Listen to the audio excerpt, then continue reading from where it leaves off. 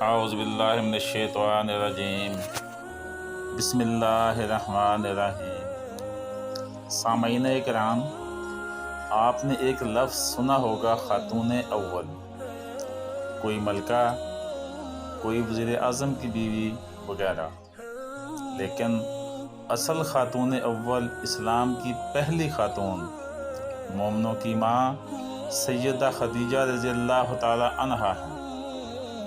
نبی صلی اللہ علیہ وآلہ وسلم ان سے شادی کے بعد تجارت سے نسبتاً بے فکر ہو گئے اور اپنی قوم کے شرک سے بیزار ہو کر غار حرا میں تنہائی پسند ہو گئے۔ اماں خدیجہ رضی اللہ تعالی عنہا اپنے گھر کے کام کاج اور بچوں کی دیکھ بھال کے علاوہ اپنے خاوند کی وہاں پر بھی، جو کافی مشکل کام تھا، خدمت کے لیے تشریف لے جاتی۔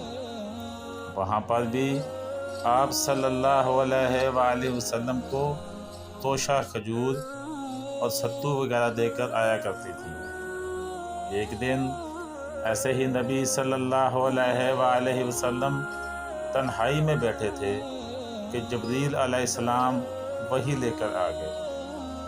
آپ صلی اللہ علیہ وآلہ وسلم کو نبی اور رسول بنا دیا گیا۔ آپ صلی اللہ علیہ وآلہ وسلم پر گھبراہٹ طاری تھی۔ آپ صلی اللہ علیہ وآلہ وسلم گھر خدیجہ رضی اللہ تعالی عنہا کے پاس آ گئے۔ خاتون اول نے آپ صلی اللہ علیہ وآلہ وسلم کو کمبل اوڑھتے ہوئے ان الفاظ سے تسلی دی: اللہ کی قسم، اللہ آپ صلی اللہ علیہ وآلہ وسلم کو کبھی ضائع نہیں کرے گا۔ آپ صلی اللہ علیہ وآلہ وسلم تو اخلاق فاضلہ پر فائز ہیں۔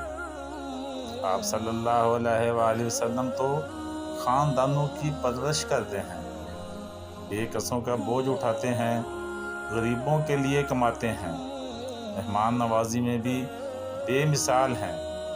مشکل وقت میں آپ صلی اللہ علیہ وآلہ وسلم حق کا ساتھ دیتے ہیں۔